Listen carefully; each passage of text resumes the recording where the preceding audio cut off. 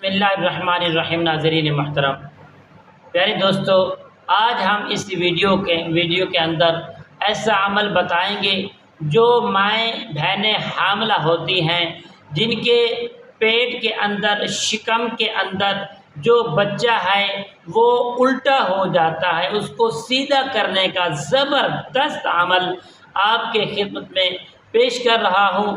جو دوست احباب اور مائیں بہنیں خاص طور پہ اس چیز کی خواہش مند ہیں، تنگ ہوتی ہیں، پریشان ہوتی ہیں، وہ ہمارا یہ عمل اور اس ویڈیو کو آخر تک ضرور دیکھیں۔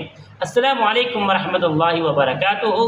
عملیات کی باتیں چینل میں آپ کو خوش آمدید کہتا ہوں۔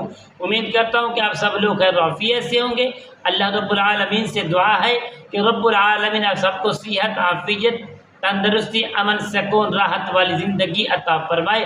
اللہ رب کریم آپ کی زندگی میں زیادہ زیادہ برکتیں عطا فرمائے۔ ناظرین محترم، آئیے عمل کی جانب بڑھتے ہیں۔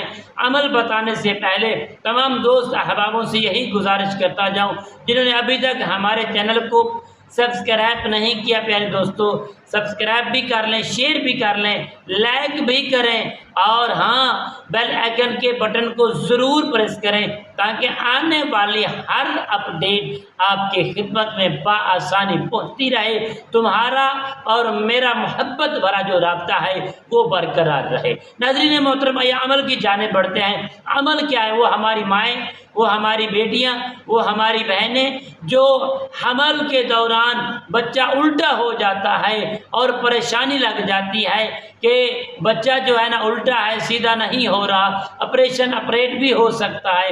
اس کے لیے ہم نے ایسا عمل، بہت زیادہ کامیاب اور نایاب عمل، قرآن مجید فرقان حمید کی 4 اور 5 آیاتیں جو ہیں ہم نے انشاءاللہ آپ کو پڑھ کے سنائیں گے۔ انشاءاللہ بفضل خدا آپ پڑھیں گے، اس کو دن میں 3 اور 4 مرتبہ کم پیش پانی پئیں گے، جو بچہ ہے نا الٹا، انشاءاللہ وہ سیدھا آ جائے گا، اللہ کے حکم سے حرکت کرنا شروع کر دے گا اور آپ کو انشاءاللہ خوشیاں حاصل ہوگی۔